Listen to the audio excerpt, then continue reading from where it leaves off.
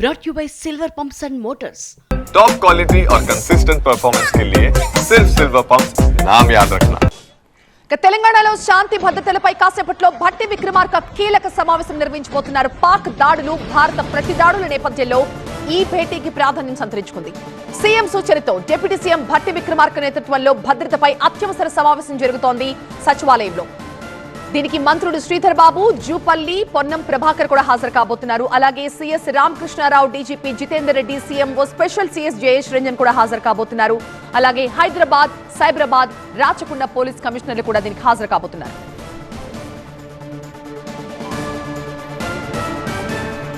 మా ప్రతినిధి ప్రభాకర్ ప్రస్తుతం మనకి లైవ్ లో జాయిన్ అవుతారు మరింత సమాచారంతో. ప్రభాకర్, మీటింగ్ స్టార్ట్ అయిందా? ఇప్పటికే ఐపీఎల్ ఒక వారం పాటు వాయిదా వేశారు అండ్ హైదరాబాద్ లో ఒక ఇంటర్నేషనల్ ఈవెంట్ జరగబోతోంది. ఇప్పుడు దాని మీద ఏమన్నా నీలి నీడలు కమ్ముకున్నాయని అనుకోవచ్చా? అది యథావిధిగా జరుగుతుందా? అండ్ హైదరాబాద్ ఎప్పుడూ థ్రెట్ లో ఉంటుంది, ఉగ్రవాదుల హిట్ లిస్ట్ లో హైదరాబాద్ కూడా ఖచ్చితంగా ఉంటుంది. సో దేశవ్యాప్తంగా ఉన్న ఈ హైలైట్ నేపథ్యంలో సార్, ఇదిగోండి నా రెసిగ్నేషన్. ఎందుకు? నేనే జాబ్స్ ని క్రియేట్ చేసి బాస్ అవ్వాలనుకుంటున్నాను. ఎలా? బాస్ వాలా బీ ద బాస్. హైదరాబాద్ పరిస్థితి ఏంటి? ఇక్కడ సెక్యూరిటీని ఎలా టైటప్ చేస్తున్నారు?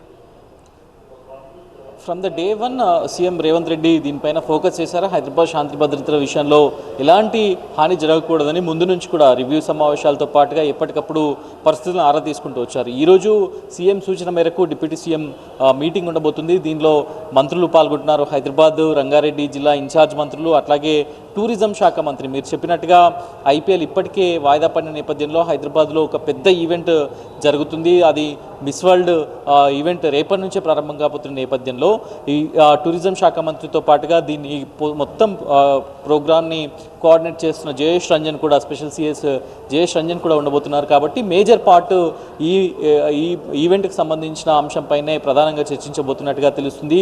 సో ఇప్పటికే ఐపీఎల్ వాయిదా పడింది, ఐపీఎల్ను నిరోధికంగా వాయిదా వేశారు. సో ఈ మిస్ వరల్డ్కి సంబంధించిన అంశంపైన కూడా ఏదో ఒక నిర్ణయం అయితే తీసుకోబోతున్నారు. సో దీన్ని ఇక్కడే అత్యంత భద్రత నిర్వహించాలా, ఎలా నిర్వహిస్తే ఎట్లాంటి ఆటంకాలు లేకుండా ఎలా నిర్వహించాలి అనే దానిపైన ఇప్పటికే సీఎం ఆల్రెడీ కొన్ని రివ్యూ సమావేశాలు చెప్పి ఉన్నారు కనుక ఇప్పుడు కూడా సేమ్ అదే రేంజ్లో ఎలా ముందుకు వెళ్ళాలనే దానిపైన దీన్ని దిశానిర్దేశం చేయబోతున్నారు. దాంతోపాటుగా హైదరాబాద్ చాలా సెన్సిటివ్ జోన్. ఇక్కడే డిఆర్డిఓ ఉంది, డిఆర్డిఎల్ ఉంది, బిహెచ్ఈఎల్ లాంటి కేంద్ర ప్రభుత్వ సంస్థలు ఉన్నాయి. చాలా సెన్సిటివ్ జోన్ హైదరాబాదు.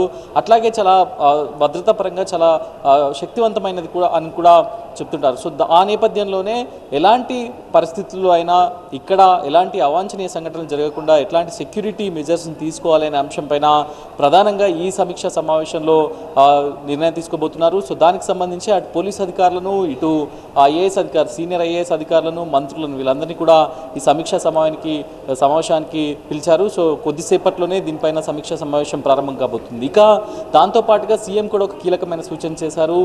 డిఫెన్స్కి తమ విరాళాలు అందించాలి కాబట్టి డిఫెన్స్ ఫండ్కి ఎమ్మెల్యేలు ఒక నెల జీతం అందించాల్సిందిగా సీఎం సూచించారు. ఆ సూచనలో భాగంగానే ఆర్థిక శాఖ మంత్రిగా ఉన్న ఉప ముఖ్యమంత్రి భట్టి విక్రమార్క ఎమ్మెల్యేలతో సమావేశమయ్యారు. సో దీనికి సంబంధించిన అనౌన్స్మెంట్ కూడా కొద్దిసేపట్లో రానుంది. ప్రతి ఎమ్మెల్యే కూడా 2,25,000 నెల జీతాన్ని డిఫెన్స్ ఫండ్కి ఇవ్వడానికైతే రెడీ అవుతున్నారు. సో నేషనల్ డిఫెన్స్ ఫండ్కి ఇచ్చి తమ వంతు బాధ్యతను కూడా నిర్వహించాలని ఎమ్మెల్యేలు అనుకుంటున్నారు. సో ఇప్పుడు జరగబోయే మీటింగ్ అయితే చాలా కీలకంగా మారబోతుంది. సో మిస్ వరల్డ్కి సంబంధించిన ప్రకటన అయితే ఎక్స్పెక్ట్ చేయొచ్చు.